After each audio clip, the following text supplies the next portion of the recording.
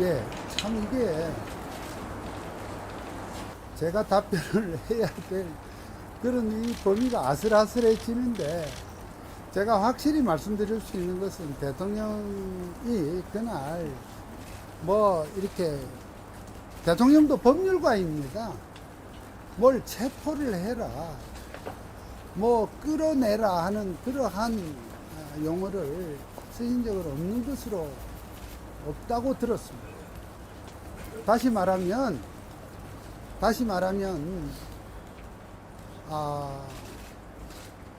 실무장하지 않은 그러한 상태의 군 300명 미만의 군인들이 그날 국회로 간 상황이었고요.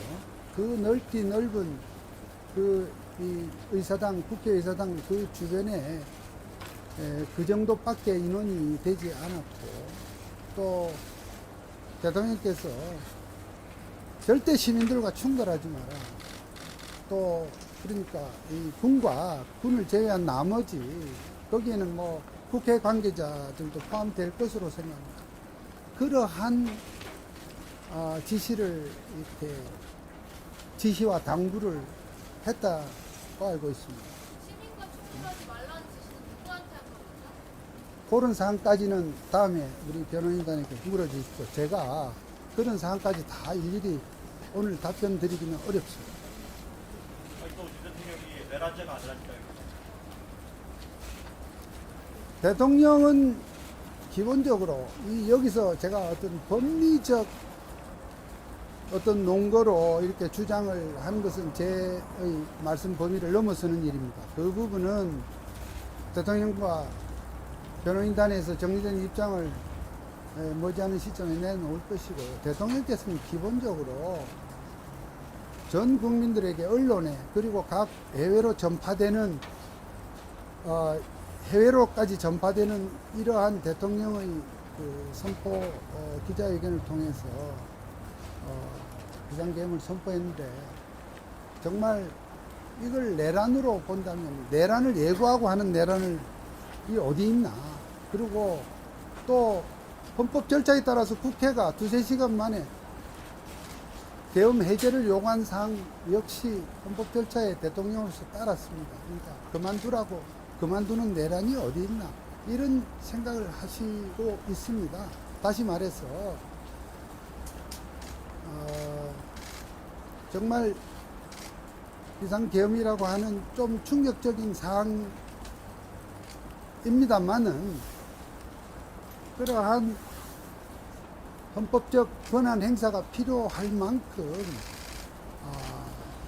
적어도 대통령의 입장에서 망국적 비상 상황으로 보았고, 그렇게 해서 국정의 정상화를 위해서 필요하다고 생각하고 대통령으로서의 권한을 이렇게 행사했다는 생각을 기본적으로 하고 있습니다. 그러니까 법리적 이 입장은 나중에 변호인단이 발표하겠다고 제가 말씀드렸고요. 어쨌든 대통령의 기본적인 상식적 사고와 국민적 눈높이에서 내란은 전혀 당치 않다는 생각을 하고 있다고 생각합니다. 말씀하신 대로 하면 예.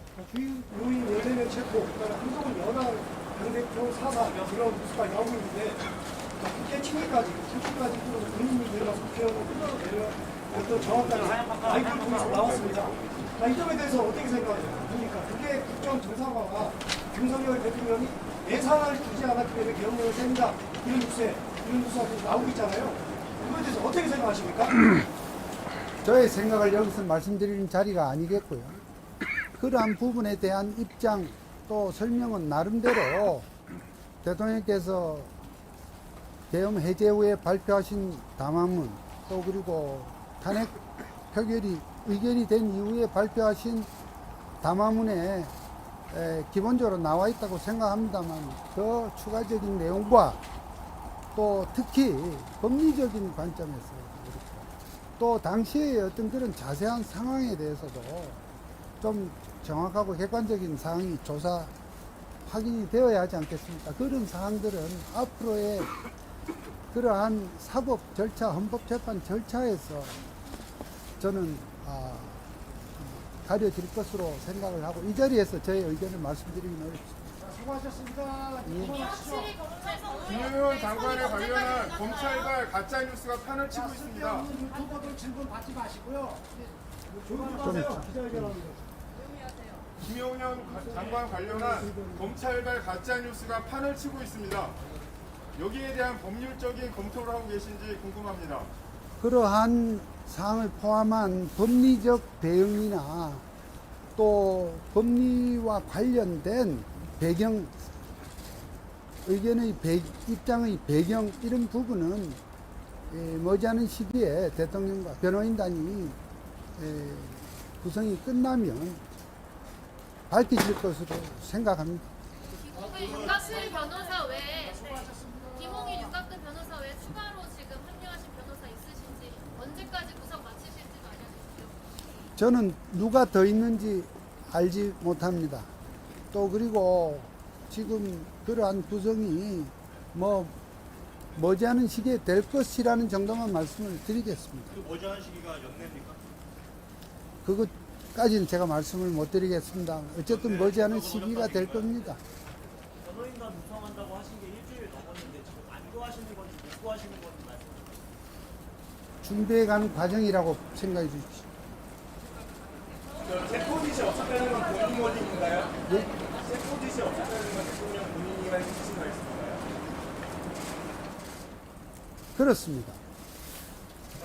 대통령이 체포자도 얘기한 적도 없을 뿐만 아니라 도대체 체포를 하신 적이 없는 건가요? 예, 제가 들은 바로는 그렇습니다. 그러니까 체포를 했다 안 했다를 떠나서 체포하면 도대체 어디다가 데려놓겠다는 것입니까? 그런 점을 좀 앞뒤를 좀 생각을 해 달라는 것입니다.